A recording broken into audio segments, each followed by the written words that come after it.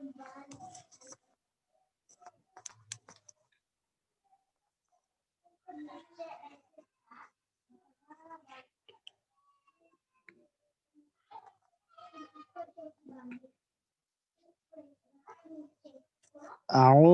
بالله من الشيطان الرجيم بسم الله الرحمن الرحيم إن تجتنبوا كبائر ما تنهون عنه نكفر عنكم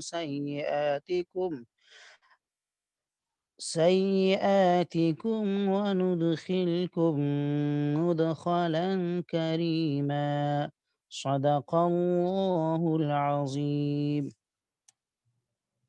رب اشرح لي صدري ويسر لي أمري واحلل عقدة من لساني يفقه قولي رب زدني علما رب زدني علما رب زدني علما اللهم صل على سيدنا ومولانا وحبيبنا وشفيعنا وسندنا محمد وبارك وسلم.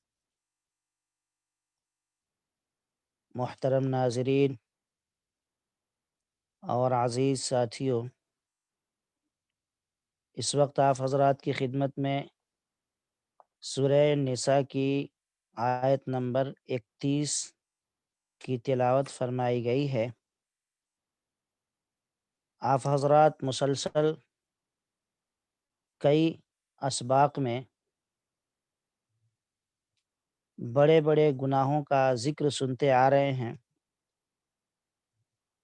جن میں مبتلا ہونے والوں پر اللہ رب العالمین کی طرف سے شدید عذاب کا بیان تھا، یعنی یتیموں کے مال میں ناجائز تصرف کرنا، اسی طریقے سے ورثہ کو ان کے حق سے محروم کرنا، اور اس کے علاوہ بہت سارے دوسرے بڑے بڑے گناہ کا ذکر ہو رہا تھا۔ اب اس مبارک آیت میں اللہ تبارک و تعالی نے اپنے ایک خاص انعام کا ذکر فرمایا ہے۔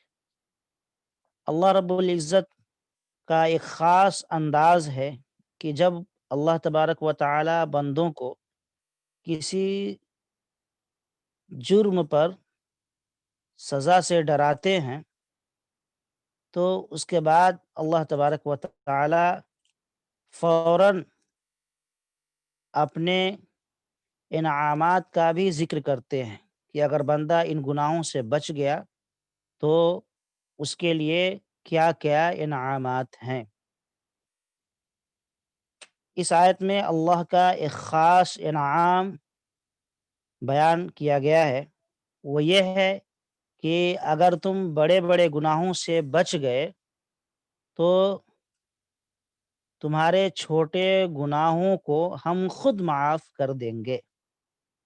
اللہ کا یہ انعام بندوں پر ہو رہا ہے۔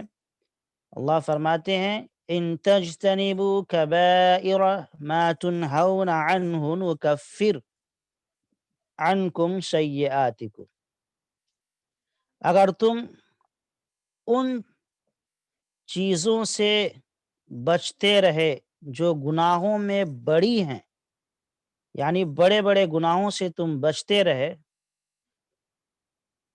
تو ہم تمہارے چھوٹے گناہوں کو معاف کر دیں گے، اور پھر تم پاک اور صاف ہو کر عزت اور راحت کے مقام میں داخل ہوگے۔ وَنُدْخِلْكُمْ مُدْخَلًا كَرِيمًا، اور تم کو ہم عزت کے مقام میں داخل کر دیں گے جس کا نام جنت ہے۔ اس آیت سے ہمیں پتہ چلتا ہے کہ گناہوں کی دو قسمیں ہیں۔ اللہ فرماتے ہیں کہ اگر تم بڑے بڑے گناہوں سے بچتے رہے تو تمہارے چھوٹے چھوٹے گناہوں کو ہم معاف کر دیا کریں گے۔ تو پتہ چلتا ہے کہ گناہوں کی دو قسمیں ہیں، دو طرح کے گناہ ہوتے ہیں۔ کچھ گناہ کبیرہ ہوتے ہیں اور کچھ گناہ صغیرہ ہوتے ہیں، یعنی چھوٹے چھوٹے گناہ۔ کبیرہ کہتے ہیں بڑے بڑے گناہوں کو۔ اور اس آیت سے ہمیں یہ بھی پتہ چلا کہ اگر کوئی شخص ہمت کر کے کبیرہ گناہوں سے بچ جائے اور بڑے بڑے گناہوں سے اپنے آپ کو بچا لے، تو اللہ تعالیٰ کا یہ وعدہ ہے کہ وہ اس کے صغیرہ گناہوں کو خود معاف کر دیں گے۔ کبیرہ گناہوں سے بچنے میں یہ بھی شامل ہے کہ تمام فرائض اور واجبات کو انسان ادا کرے، کیونکہ فرائض اور واجبات کا چھوڑنا اور ترک کرنا خود یہ گناہ کبیرہ ہے۔ مثلا نماز، زکوٰۃ، یا اسی طریقے سے والدین کی اطاعت نہ کرنا، نماز کا چھوڑ دینا، زکوٰۃ فرض ہے ادا نہ کرنا، یہ سب کے سب کبیرہ گناہوں میں شمار کیے جاتے ہیں۔ تو اس کا مطلب یہ ہوا کہ جو شخص اہتمام کر کے فرائض اور واجبات کو ادا کرے تو اللہ تبارک و تعالی اس کے صغیرہ گناہوں کو معاف کر دیں گے۔ یعنی اللہ نے فرمایا نکفر عنکم سیئاتکم، ہم اگر تم بڑے بڑے گناہوں سے بچتے رہے تو ہم انہی تمہارے چھوٹے گناہوں کو کفارہ بنا دیں گے۔ مطلب یہ ہے کہ اعمال صالحہ کو اللہ تبارک و تعالی گناہوں کا کفارہ بنا کر اس کے حساب کو بے باک کر دیں گے، اور عذاب کے بجائے اللہ تبارک و تعالی ثواب عطا فرمائیں گے، جہنم کے بجائے اسے جنت نصیب ہوگی۔ یعنی وہ فرائض ادا کرتا ہے، واجبات کو ادا کر رہا ہے، تو پھر یہ جو فرائض اور واجبات کا ادا کرنا ہے، اللہ انہی کو اس کے چھوٹے چھوٹے گناہوں کے لیے کفارہ بنا دیں گے۔ صحیح حدیث میں ہے کہ جب کوئی شخص نماز کے لیے وضو کرتا ہے تو ہر عضو کے دھونے کے ساتھ ساتھ گناہوں کا کفارہ ہو جاتا ہے۔ چہرہ دھویا تو چہرے، آنکھ، کان، ناک وغیرہ کے گناہوں کا کفارہ ہو گیا۔ وضو میں چہرہ دھویا تو چہرے میں چونکہ آنکھ داخل ہے اور اسی طریقے سے ناک ہے، کان ہے، ان سب کا کفارہ ہو گیا۔ کلی کر لی تو زبان کے گناہوں کا کفارہ ہو گیا۔ پاؤں دھو لیا تو پاؤں کے گناہ دھل گئے، اور پھر جب بندہ مسجد کی طرف چلا گیا تو ہر قدم پر گناہوں کا کفارہ ہو گیا۔ بہرحال اس آیت سے یہ بھی معلوم ہوا کہ وضو، نماز وغیرہ اعمال صالحہ جو ہیں ان کے ذریعے گناہ معاف ہوتے ہیں، جو صحیح حدیث میں بھی ہے۔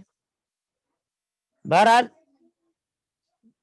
یہاں ہمیں یہ غور کرنا ہے کہ اللہ فرماتے ہیں کہ اگر تم بڑے بڑے گناہوں سے بچتے رہے تو ہم تمہارے چھوٹے گناہوں کو معاف کر دیں گے، اور حدیث میں بھی ہے کہ نماز وغیرہ سے اور دوسرے اعمال سے اللہ تبارک و تعالی بندوں کے گناہ کو معاف کر دیتے ہیں۔ سمجھنے کی بات یہ ہے کہ جو گناہوں کی معافی کی بات حدیث میں آئی ہے وہ کن گناہوں کے لیے ہے؟ تو محدثین نے اس کی تشریح کی ہے کہ گناہوں کی معافی کی جو بات ہے وہ صرف صغیرہ گناہوں کی معافی کی بات ہے۔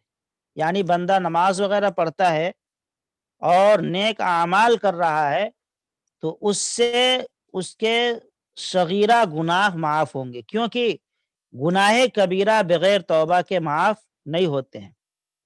اور صغیرہ کے لیے بھی شرط یہ ہے، صغیرہ گناہ بھی اعمال صالحہ سے اسی وقت معاف ہوں گے جبکہ آدمی ہمت اور کوشش کر کے بڑے بڑے گناہوں سے بچتا ہو۔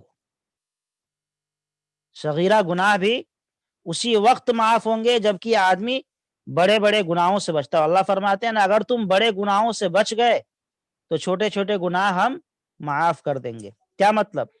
اگر بڑے گناہوں سے نہیں بچتا ہے تو پھر اس کے چھوٹے چھوٹے گناہ معاف نہیں ہوں گے۔ ان تجتنبوا کبائر ما تنہون عنہ نکفر عنکم سیئاتکم۔ معلوم ہوا کہ اگر کوئی شخص کبیرہ گناہوں میں مبتلا ہے اور نماز وغیرہ بھی پڑھتا ہے اور دوسرے اعمال بھی کر رہا ہے تو بھی اس کے صغیرہ گناہ معاف نہیں ہوں گے جب تک کہ وہ کبیرہ گناہوں سے نہ بچے۔ بہت سے لوگ ہوتے ہیں نماز کا اہتمام کرتے ہیں، دوسرے اعمال صالحہ کرتے ہیں، لیکن اس کے ساتھ ساتھ کبیرہ گناہ میں بھی مبتلا رہتے ہیں۔ تو اللہ تبارک و تعالی نے جو فرمایا ہے کہ ہم تمہارے چھوٹے چھوٹے گناہوں کو معاف کر دیں گے اگر تم بڑے گناہوں سے بچتے رہے، تو یہ اسی صورت میں ہے جبکہ بندہ اپنے آپ کو کبیرہ گناہوں سے بچا لے۔ اور اگر کبیرہ گناہ بھی کر رہا ہے اور صغیرہ گناہ بھی کر رہا ہے تو پھر نہ تو کبیرہ معاف ہوں گے نہ صغیرہ معاف ہوں گے۔ کبیرہ تو خیر معاف ہی نہیں ہوں گے اعمال صالحہ سے، کیونکہ کبیرہ بغیر توبہ کے معاف نہیں ہوتے ہیں۔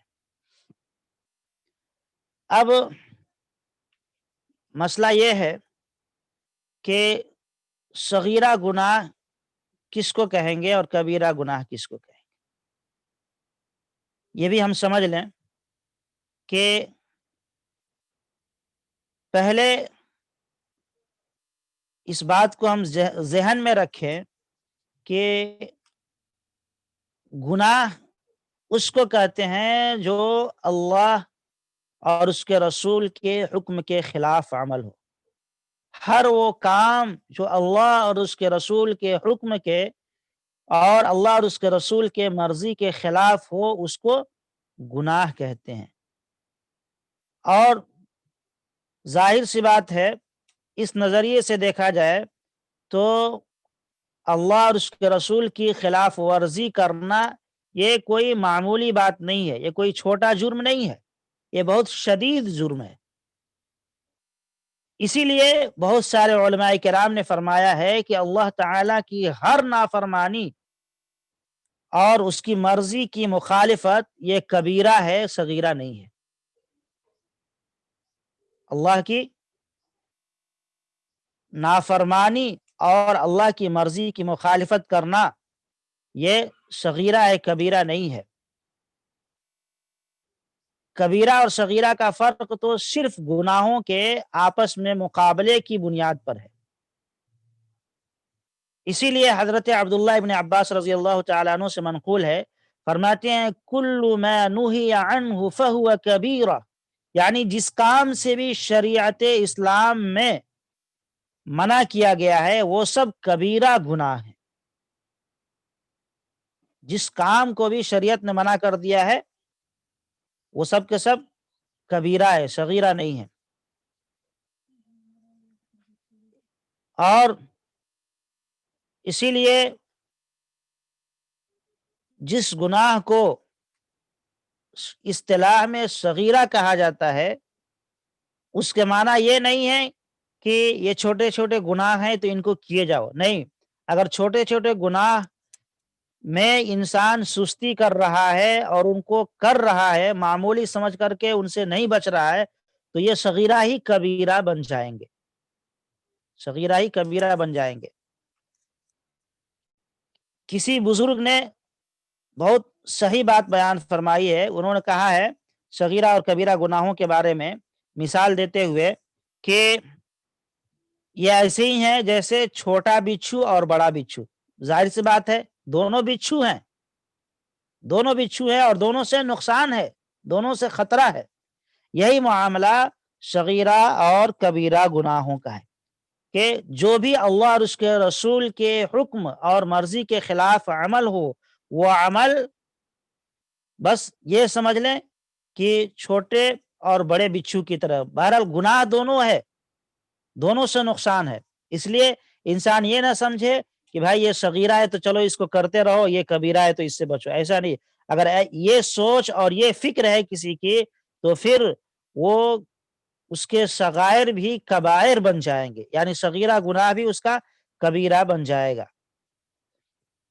چنانچہ صحیح حدیث میں ہے کہ رسول اللہ صلی اللہ علیہ وسلم نے فرمایا کہ مومن جب کوئی گناہ کرتا ہے تو اس کے دل پر ایک سیاہ نقطہ لگ جاتا ہے، پھر اگر توبہ اور استغفار کر لیا تو یہ نقطہ دھل جاتا ہے، مٹ جاتا ہے، اور اگر توبہ نہ کی تو یہ نقطہ بڑھتا رہتا ہے یہاں تک کہ اس کے پورے دل پر چھا جاتا ہے۔ اور اسی کو قرآن میں اللہ تبارک و تعالی نے فرمایا کلا بل ران علی قلوبہم ما کانوا یکسبون، یعنی ان کے دلوں پر زنگ لگا دیا ان کے برے اعمال نے۔ بہرحال کوئی بھی نافرمانی اللہ اور اس کے رسول کی یہ کوئی معمولی بات نہیں ہے، معمولی جرم نہیں ہے۔ علامہ ابن قیم رحمۃ اللہ علیہ نے فرمایا ہے کہ اللہ کے بندے تو یہ نہ دیکھ کہ یہ عمل جو شریعت کے خلاف تو کرنے جا رہا ہے، یہ نہ دیکھ کہ یہ چھوٹا ہے یا بڑا ہے، بلکہ یہ دیکھ تو کس کی مخالفت کر رہا ہے، اس پر تمہاری نظر ہونی چاہیے۔ اس پر نظر نہیں ہونی چاہیے کہ یہ گناہ چھوٹا ہے یا بڑا ہے، بلکہ یہ دیکھو کہ کس کے حکم کی تم مخالفت کر رہے ہو، اللہ اور اس کے رسول کی حکم کی مخالفت کر رہے ہو۔ ظاہر سی بات ہے اللہ اور اس کے رسول کی حکم کی مخالفت کرنا یہ کوئی چھوٹا کام اور یہ چھوٹا جرم نہیں ہے، اسے بڑا ہی سمجھنا چاہیے۔ ابن عباس رضی اللہ تعالی عنہ اور بہت سارے صحابہ کرام نے گناہ کبیرہ کے تعداد بتلائے ہیں۔ چنانچہ علامہ کچھ احادیث میں گناہ کبیرہ کی 7 تعداد بتلائی گئی ہے، کچھ حدیثوں میں 3 کی تعداد بتلائی گئی ہے۔ علامہ ابن حجر مکی رحمۃ اللہ علیہ نے ایک کتاب لکھی ہے کتاب الزواجر، ان میں تمام گناہوں کی فہرست اور ہر ایک کی مکمل تشریح کر دی ہے، اور انہوں نے اس میں جو کبیرہ گناہ گنوائے ہیں اپنی کتاب کے اندر، اس میں 467 گناہ گنائے ہیں جو کبیرہ گناہ ہیں، بڑے بڑے گناہ۔ رسول کریم صلی اللہ علیہ وسلم نے کہیں حدیثوں میں 7 بتلائی ہے آقا صلی اللہ علیہ وسلم نے، اور کہیں 3 بتلائی ہے، اور کہیں 6 کی بات آئی ہے۔ تو اس کا مطلب علماء نے یہ بیان فرمایا ہے کہ حدیثوں میں جو کہیں 6، 3 اور 7 کی تعداد آئی ہے، اس سے عدد کو بیان کرنا مقصد نہیں ہے کہ بھائی یہ گناہ اتنے ہی ہیں، بلکہ اللہ کے نبی صلی اللہ علیہ وسلم نے موقع اور حالات کے اعتبار سے لوگوں کو سمجھایا ہے۔ کہیں موقع تھا تو 7 گناہ بتلا دیے، اور کہیں بیان کا موقع تھا تو 3 بتلائے، کہیں 6 بتلائے۔ بہرحال بہت سارے کبیرہ گناہ ہیں۔ چنانچہ بخاری اور مسلم کے اندر ایک حدیث ہے، رسول کریم صلی اللہ علیہ وسلم نے فرمایا کہ کبیرہ گناہوں میں بھی جو سب سے بڑے ہیں تمہیں ان سے باخبر کرتا ہوں۔ اللہ کے نبی صلی اللہ علیہ وسلم نے فرمایا کہ کبیرہ گناہوں میں بھی جو سب سے بڑے ہیں تمہیں ان سے باخبر کرتا ہوں، وہ 3 ہیں۔ نمبر 1، اللہ تعالیٰ کے ساتھ کسی مخلوق کو شریک ٹھہرانا، اللہ رب العالمین کے ساتھ کسی مخلوق کو شریک ٹھہرانا، چاہے اللہ کی ذات میں شریک ہو، شریک ٹھہرا رہا ہو، چاہے اللہ کی صفات میں ہو، اللہ کی قدرت میں ہو، اللہ کے علم میں ہو، کسی بھی اعتبار سے کسی مخلوق کو اللہ کے ساجھی اور شریک ٹھہرانا یہ سب سے بڑا گناہ ہے۔ نمبر 2، ماں باپ کی نافرمانی کرنا، ماں باپ کی نافرمانی کرنا۔ ہاں، اگر ماں باپ شریعت کے خلاف کوئی حکم دے رہے ہیں تو اس وقت ان کی مخالفت کی جا سکتی ہے، لیکن اگر شریعت کے دائرے میں کوئی حکم دے رہے ہیں تو ماں باپ کی مخالفت کرنا، ان کے حکم کی نافرمانی کرنا یہ سخت قسم کا جرم ہے اور گناہ کبیرہ ہے، کیونکہ اللہ کے نبی صلی اللہ علیہ وسلم نے فرمایا لا طاعت لمخلوق فی معصیت الخالق، صحیح بخاری کے اندر بھی یہ حدیث ہے کہ اللہ کی نافرمانی میں کسی مخلوق کی اطاعت جائز نہیں ہے، یعنی کوئی حکم دے رہا ہو اور اس میں شریعت کی مخالفت ہو تو اس حکم پر عمل نہیں کیا جائے گا، چاہے وہ ماں باپ ہی کیوں نہ ہو۔ اور اگر ماں باپ شریعت کے دائرے میں حکم دے رہے ہیں تو ان کے حکم کو پورا کرنا، ان کے حکم کی تعمیل کرنا، ان کی باتوں کا ماننا، یہ ہر انسان کے لیے ضروری ہے۔ اگر نافرمانی کرتا ہے تو وہ گناہ کبیرہ کا ارتکاب کر رہا ہے، گرچہ ماں باپ کافر کیوں نہ ہو، گرچہ ماں باپ کافر کیوں نہ ہو، ان کے حکم کی تعمیل کرنی ہے۔ ہاں، اگر شریعت کے خلاف کوئی حکم دے رہے ہیں تو وہاں ان کی بات نہیں مانی جائے گی۔ مثلا یہ کہیں کہ ہمارے ساتھ چلو تم بھی بت کی پوجا کر لو، تو یہ نہیں کیا جائے گا۔ اور اگر یہ کہیں کہ بھائی نماز مت پڑھو، چھوڑ دو، تو یہ یہاں ان کی بات نہیں مانی جائے گی۔ تو شریعت کے خلاف اگر کوئی بھی انسان حکم دیتا ہے کسی کو تو ضروری ہے کہ اس کے حکم کو نہ مانا جائے۔ نمبر 3، اللہ کے نبی صلی اللہ علیہ وسلم نے فرمایا جھوٹی گواہی دینا یا جھوٹ بولنا۔ یہ چیز بھی ہمارے معاشرے میں بہت عام ہے، جھوٹی گواہی دینا یا جھوٹ بولنا، یہ بہت عام بات ہے۔ بات بات میں انسان آج جھوٹ کا عادی بن گیا ہے اور احساس تک نہیں ہے کہ یہ کوئی گناہ ہے۔ انسان جھوٹ بولتا ہے اور اسے احساس نہیں ہوتا کہ بھائی یہ غلط عمل ہے اور یہ سخت قسم کا گناہ ہے، گناہ کبیرہ ہے۔ اللہ تبارک و تعالی نے واضح فرما دیا ہے کہ اگر تم ان بڑے بڑے گناہوں سے بچو گے تو پھر ہم تمہارے چھوٹے گناہوں کو معاف فرما دیں گے۔ اسی طریقے سے صحیح بخاری کے اندر اور صحیح مسلم کے اندر ایک روایت ہے، حضور پاک صلی اللہ علیہ وسلم سے کسی نے پوچھا کہ یا رسول اللہ سب سے بڑا گناہ کیا ہے؟ فرمایا کہ تم اللہ کے ساتھ کسی کو شریک ٹھہراؤ حالانکہ اس نے تمہیں پیدا کیا ہے۔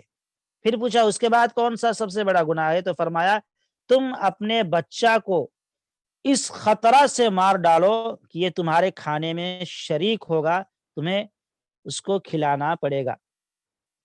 یہ گناہ بھی آج عام ہو گئی ہے امت کے اندر۔ اللہ کے نبی صلی اللہ علیہ وسلم نے فرمایا کہ شرک کے بعد سب سے بڑا گناہ یہ ہے کہ انسان اپنے بچے کو اس خطرہ سے کہ اسے پالنا پڑے گا، اسے کھلانا پڑے گا اور اس کی دیکھ ریکھ کرنی پڑے گی، اس کی تربیت کرنی پڑے گی، اس کو مار دیا جائے۔ سب سے بڑا گناہ شرک کے بعد یہ ہے۔ آج یہ عام بات ہے، چاہے اب بچے کے مارنے میں یہ بھی شامل ہے کہ دنیا میں آنے سے پہلے انسان اس کو ختم کر دے، جیسے آج ہوتا ہے دواؤں کے ذریعے اور کئی چیزوں کے ذریعے، یا یہ ہے کہ دنیا میں آنے کے بعد اس کو مار دیا جائے جیسے کہ زمانے جاہلیت میں ہوتا تھا۔ یا اسی طریقے سے آدمی ایسا طریقہ اختیار کرے کہ مستقل طور پہ بچے کی پیدائش، اولاد کی پیدائش رک جائے۔ یہ سارے طریقے اختیار کرنا اس حدیث کی ممانعت میں شامل ہے، بچہ کو مارنے میں شامل ہے۔ جیسے آج کل عام ماحول ہو گیا ہے کہ ایک دو بچے کے بعد آپریشن کرا دیا جاتا ہے تاکہ آئندہ کوئی بچہ نہ ہو، اور اس میں صرف مقصد یہی ہوتا ہے کہ بھائی کئی بچے ہوں گے تو کہاں سے ہم ان کو کھلائیں گے، ان کی پرورش کہاں سے کریں گے۔ اللہ کے نبی صلی اللہ علیہ وسلم فرماتے ہیں کہ شرک کے بعد سب سے بڑا اگر کوئی گناہ ہے تو یہ ہے کہ انسان اپنے بچے کو اس وجہ سے مار دے کہ یہ بچہ کھانے پینے میں شریک ہو، اس کو کھلانا پلانا پڑے گا۔ اس کے بعد پوچھا گیا کہ اس کے بعد کون سا سب سے بڑا گناہ ہے؟ تو اللہ کے نبی صلی اللہ علیہ وسلم نے فرمایا کہ اپنے پڑوسی کی بیوی کے ساتھ بدکاری کرنا۔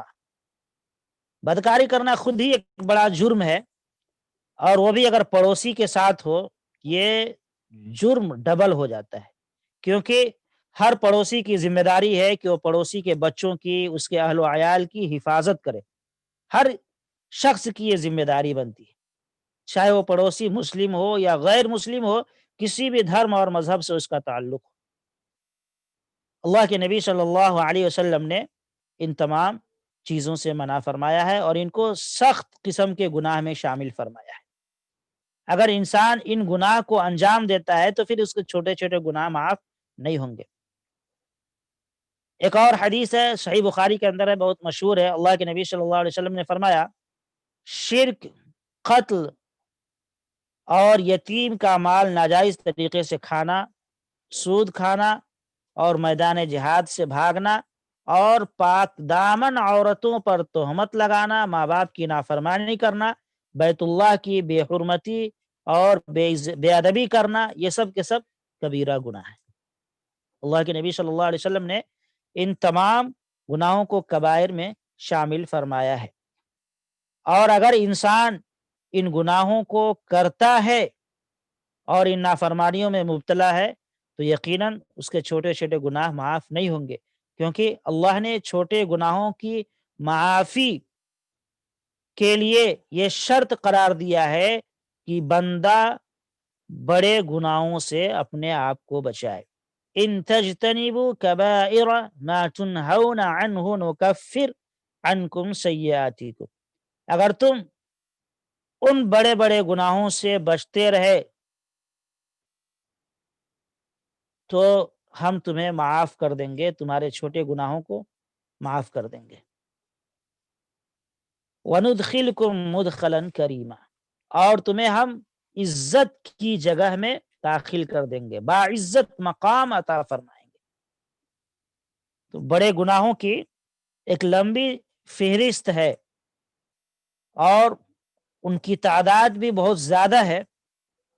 انسان کو چاہیے کہ بڑے اور چھوٹے کے تقسیم میں نہ پڑے، بڑے اور چھوٹے کی چکر میں نہ پڑے، بلکہ ہر اس عمل سے اپنے آپ کو بچائے جو اللہ اور اس کے رسول کی مرضی کے خلاف ہو، اللہ اور اس کے رسول اور سنت نبوی کے خلاف عمل ہو۔ ہر اس عمل سے انسان کو چاہیے کہ وہ اپنے آپ کو بچائے۔ صحیح مسلم کے اندر ایک اور روایت ہے جس میں کبیرہ گناہ کو بیان فرمایا گیا ہے۔ ایک مرتبہ اللہ کے نبی صلی اللہ علیہ وسلم نے فرمایا کہ خائب اور خاسر ہو اور تباہ ہو۔ اللہ کے نبی صلی اللہ علیہ وسلم نے فرمایا کہ تباہ ہو گیا، 3 مرتبہ اللہ کے نبی نے فرمایا کہ برباد ہو گیا، تباہ ہو گیا۔ حضرت ابو ذر غفاری رضی اللہ تعالیٰ عنہ نے فرمایا کہ اللہ کے نبی صلی اللہ علیہ وسلم، کون تباہ ہو گیا، کون برباد ہو گیا؟ اللہ کے نبی صلی اللہ علیہ وسلم نے جواب دیا کہ وہ شخص جو تکبر کے ساتھ پائجامہ یا تہبند یا کرتا ٹخنوں سے نیچے لٹکاتا ہے۔ تو کپڑوں کو ٹخنوں سے نیچے لٹکانا تکبر کے ساتھ، یہ بھی گناہ کبیرہ میں شامل ہے۔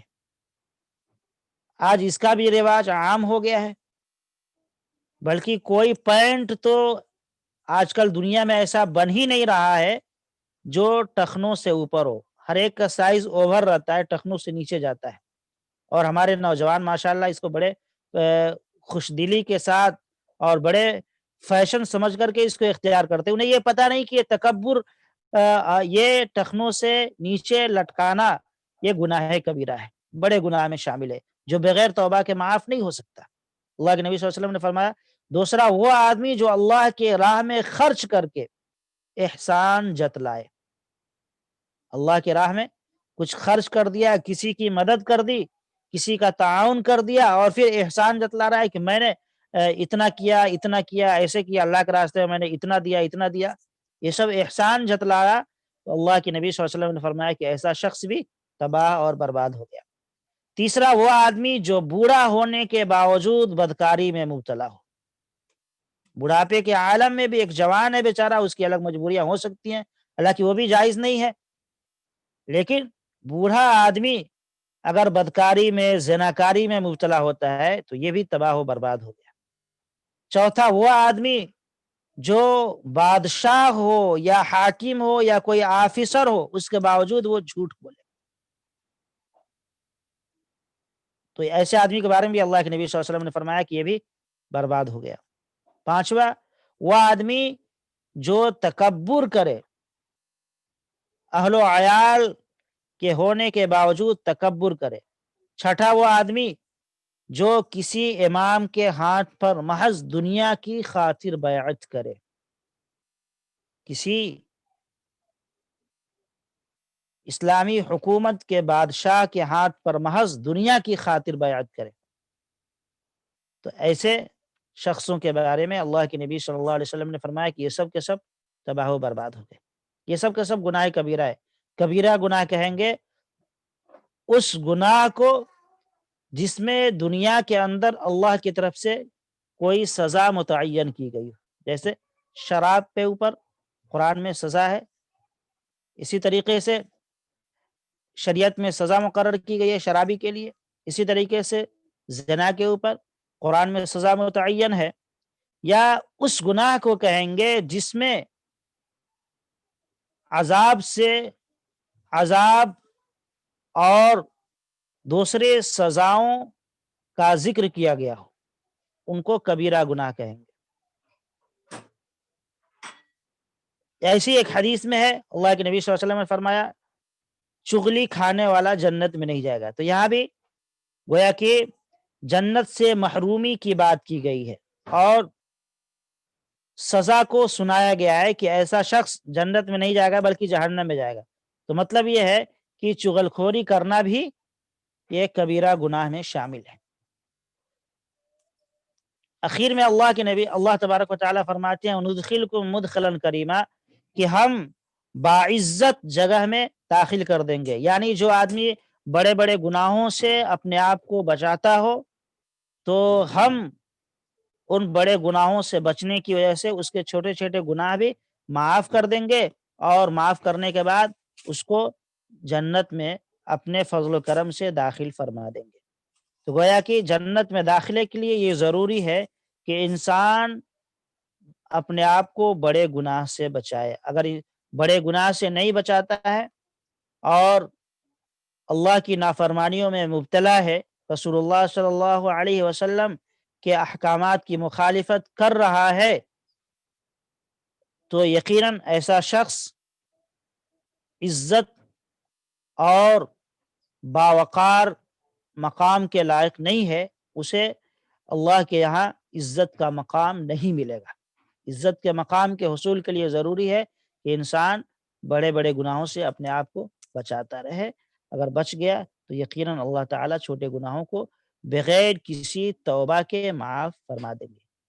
ہاں اگر بڑے گناہ ہو گئے ہیں تو اس کو چاہیے کہ وہ فوراً اللہ کے سامنے روئے دھوئے توبہ اور استغفار کرے۔ اللہ یقیناً غفور الرحیم ہے، ضرور اس کے گناہوں کو معاف فرما دیں گے، اور فرماتے ہیں ندخلکم مدخلا کریما، اور جب گناہ کو معاف کر دیں گے تو یقیناً اللہ اسے عزت کے مقام میں، عزت کی جگہ میں اس کو جگہ عنایت فرما دیں گے، اور وہ عزت کا مقام جنت ہے۔ اللہ رب العالمین سے دعا ہے کہ اللہ پاک ہمیں اور آپ کو، پوری امت کو، بلکہ پوری انسانیت کو ہر طرح کے صغیرہ اور کبیرہ گناہوں سے بچنے کی توفیق نصیب فرمائے۔ سبحان اللہ و بحمدہ، سبحانک اللہم و بحمدک، ونشہد ان لا الہ الا انت، ونستغفرک ونتوب الیک۔ سبحان ربک رب العزت عما یصفون، وسلام علی المرسلین، والحمد للہ رب العالمین۔